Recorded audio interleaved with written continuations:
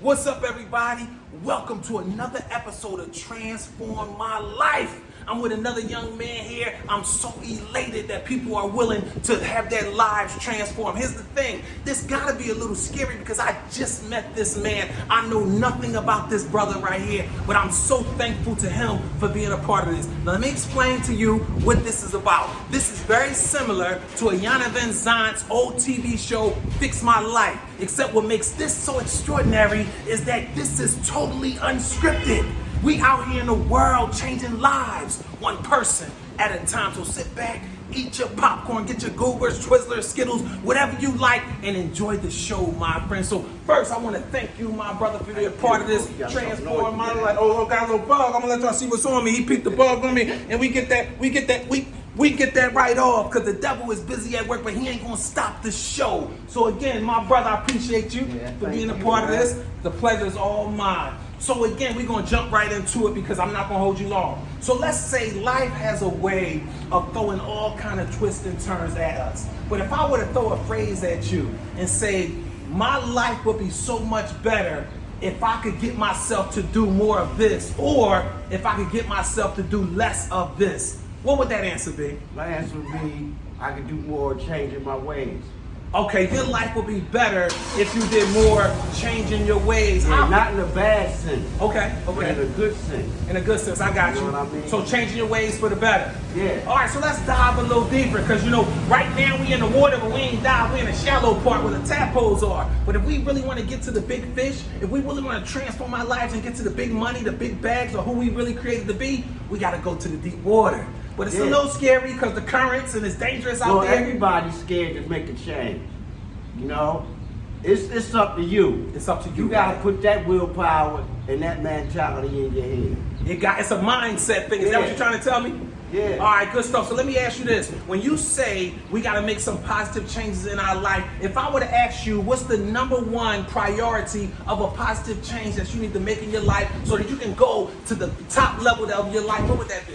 Checking yourself out. No, checking myself out, but we're not talking about me, we're talking about you. I'm talking about me. Okay. That's what I'm saying. I got you. So when you say check yourself out, check what out about yourself? Check your personality out, your philosophies about everything, the way you carry yourself, and how you look at other people. So let me ask you this. So are you basically saying, and correct me if I'm wrong, that you need to do a better job of planning and having goals so you can be working towards something and not just out here taking what the world giving you? Yeah. Okay, so let me tell you something about goals. They gotta be smart.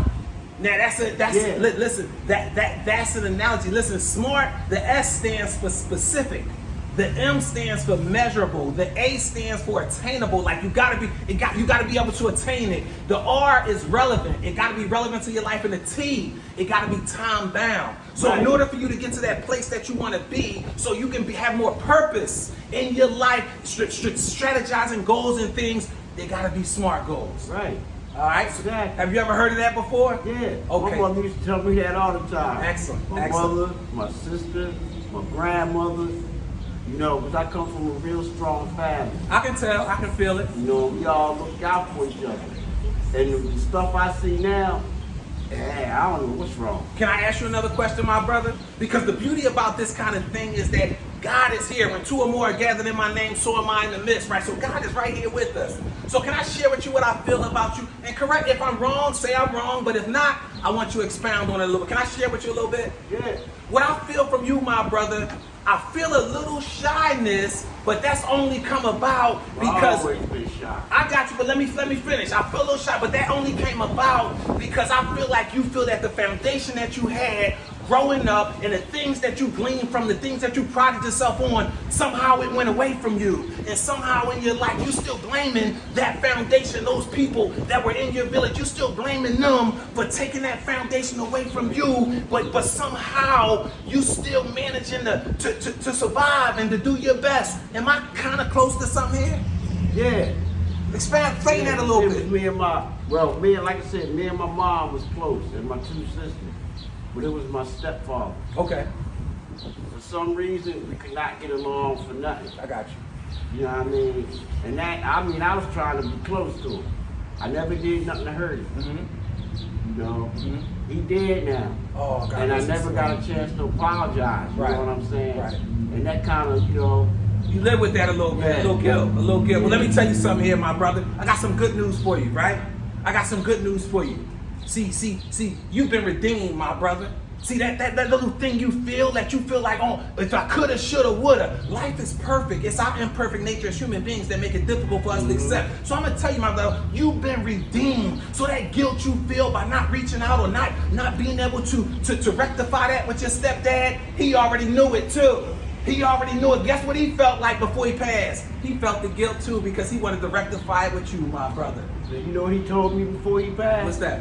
Kiss my ass. Oh, wow. So again, he went out. But I didn't blame him. You can't blame. I got you. He was just bitter. He was angry. Right. I understand that. Right. But you can't be angry because you and my mom ain't together no more. Yeah. He was blaming you for that. Yeah. You've been redeemed, my brother. And let me tell you what else, my brother. You got greatness in you. But here's the thing with you, and this is the last thing I'm gonna say, and I'm gonna give you the mic, and we're gonna close it out. This is the last thing I'm gonna say to you now. I'm just the messenger, right? There's a boundary, and you know exactly what you got to do because you always were smart, right? A little shy, but very smart. There's a boundary in your way. It's something else that we didn't talk about, right? And God been waiting for you to step over that boundary, but guess what you've been waiting for? God to remove that boundary. I'm here to tell you, He's not removing it. I got to remove it. You got to step over it, my friend, but I'm going to tell you, you got everything you need to step over that boundary, my friend. You got everything you need to step over that boundary. All you got to do is what we talked about in the beginning. You need power. And power is organized thought and organized effort. Yeah. See, it comes with those SMART goals that we talked about. See, you out here living, you just surviving, but that's not our purpose in life. Our purpose is to be in this life, but that's to thrive. My purpose. To thrive. Yeah. To thrive, my brother. Yeah. So when I tell you, my brother, the world is your oyster. Right? You were born to be great.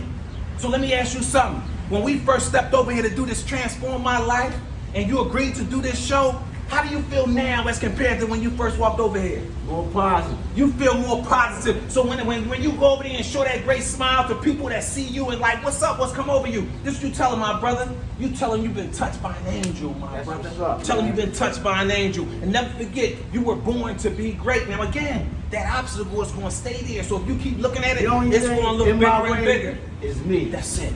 That's it, my brother. So listen, you also were born to be great, my friend, and you can have your life transformed as well. Shoot me a comment, because we all around the world transforming the life. We changing the world, transforming lives one person at a time, my friend. Never forget, you were born to be great.